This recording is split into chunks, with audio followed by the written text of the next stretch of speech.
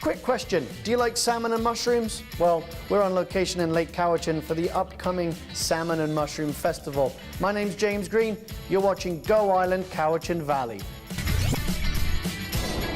On today's show, the history of the Métis people who call Cowichan home, a housing development that wants to minimise its impact on the surrounding forest, and our Did You Know series looks ahead to the upcoming salmon run. All that and a whole crop more right here on Go Island, Cowichan Valley.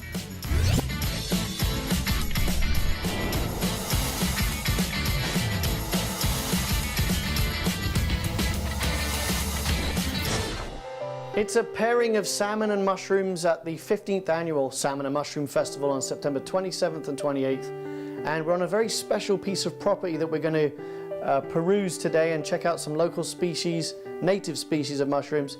You are Ingeborg Wordsworth, the founder of the festival. Explain what people can come and check out in Lake Cowichan later in September. Well, we definitely always have a display table, fresh mushrooms on moss laid out, all labeled in English and in Latin.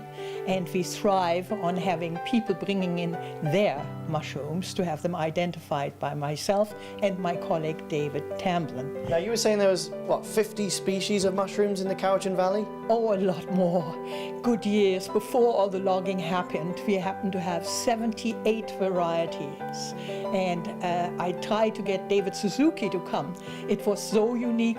My husband, retired lawyer, put a petition together to have this forest, Block 32 of the provincial forest, declared as unique mycological reserve. You're a botanist. That's what attracted you to the Cowichan Valley in 1955, right? Cool. Sorry, yes, that long ago.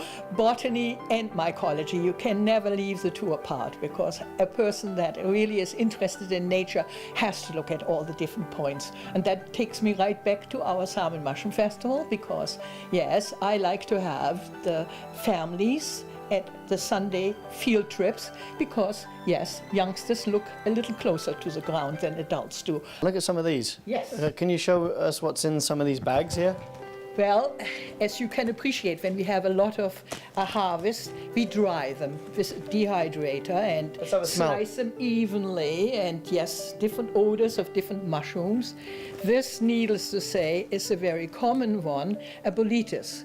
Now, the real true king Boletus doesn't grow at our levels.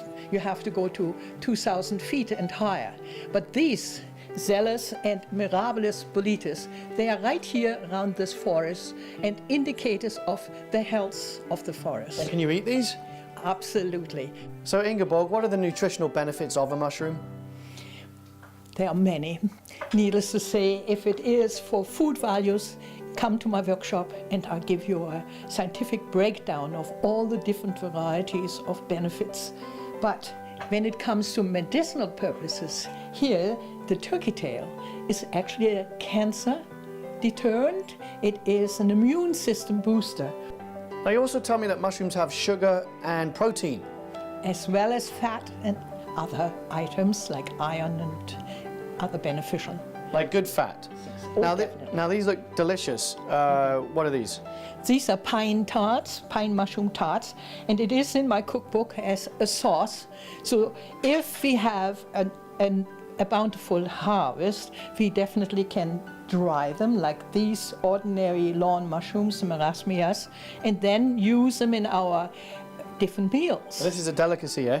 Well, a lot of people give their life to find a good spot for pine mushroom collecting. Are these the most expensive mushrooms? No, truffles are. Oh, but these are up there though. These are the next, yes. Oh, definitely. Try. And I peel another one because I'm sure you need another once you've had one. So what do you think? I'd have these mushrooms on my pizza. I would. Well, yes, come to the Fungal Cafe. We shall have not only pizza and mushroom varieties, mushroom burgers, and dear me, all the various Mexican type of dishes that our Dutch chef is coming up with. So the Fungal Cafe is at the festival? Yes, that's my kitchen. Near Lake Cowichan on Ingeborg Wordsworth's property. And while we search for species of shrooms, we're going to take a quick break now on Go Island. But when we come back, we'll learn about some ways that local forests are being saved. So stick with us. And we found a first cluster of mushrooms here on the property with Ingeborg Woodsworth, the founder of the Salmon and Mushroom Festival. What are these here, this cluster? This is a puffball cluster and easily identified by myself because pear shapes that we have, there is a bit of a stem to it. As you see the nib on the top, they're already aging because this eventually will open and exude spores. Ingeborg, your property line stretches back there and then it becomes a provincial forest. So what's the deal? You have a verbal agreement with the government in exchange for you doing the Salmon and Mushroom Festival. Explain that. The agreement was that in the company of my neighbors, a couple of foresters were assuring me that if I were willing to put on a mushroom festival, they would not log from my property all the way over to the Rod and Gun Club here on Mayo Road. So this is a protected forest verbally? Verbally protected.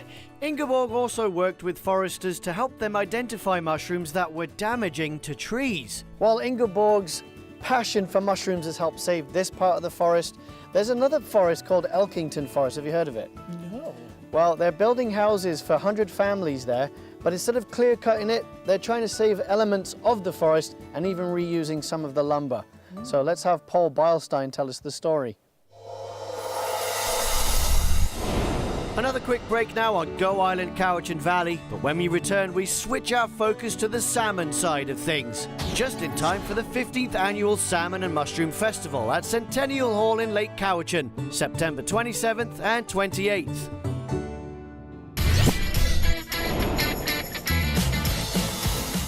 Go Island, Cowichan Valley, and we're on location, excited about the 15th annual Salmon and Mushroom Festival coming up on September 27th and 28th at Centennial Hall in Lake Cowichan. Brock Windsor, renowned local chef, you're going to be smoking some salmon. I am. It's donated by the Salmon and Enhancement Society, and it's just a great honor to be able to smoke that for the festival every year. You've been involved for a few years. What exactly can people sample while they're there when it comes to salmon? Well, there's a few different people serving salmon, but what I do is I take the salmon and hot smoke it over alder. So that'll be available at the front door, and that you just get a piece of that to give it a try. Now, you operate close to Lake Cowichan. You've got this inn, which is called the Soup Stone Inn. Explain what this location is. It's a 3-acre property. I've got a small farm, but mostly it's a restaurant and a B&B. And we do set 5-course all local food dinners, Thursday, Friday, Saturday, with paired local wines. Lovely. What is it about the experience of people eating authentically local food? You really get a flavor of the region that way. And I think a lot of people are looking for that. And of course the Cowichan Valley is just amazing for growing things or harvesting things from the wild. So it's not hard to find the food, that's for sure. You moved up here 5 years ago, and actually on the way in the driveway we saw a bear running across. So you're in nature's wild here. You've been learning about mushrooms too, is that correct? Yeah, I've learned quite a bit from Ingeborg and just from foraging myself. It's so much fun to get out there and just to be in the forest for one thing, but there's so many different kinds of mushrooms. Of course, you have to be careful of twisting your ankle, picking the wrong one, the bears, of course, getting lost, but the risk and reward really makes it worth it. Tell us about the festival. You said it was only $2 to get in or something like that? I don't know the fee, but it's for the people, and it's to celebrate salmon and mushrooms, but also to raise awareness about the plight, which is, the habitat destruction of both the mushrooms and the salmon. And, there's a lot of competing interests with the water and the river and the lake. And so it's nice for some people to sort of stand up for the little people, or actually the fish and mushrooms, which can't speak for themselves. Women's clothing provided by Tulip Noir, casual designer fashions. Men's wardrobe by DG Bremner & Co. Menswear and accessories. Hair services provided by Salon J.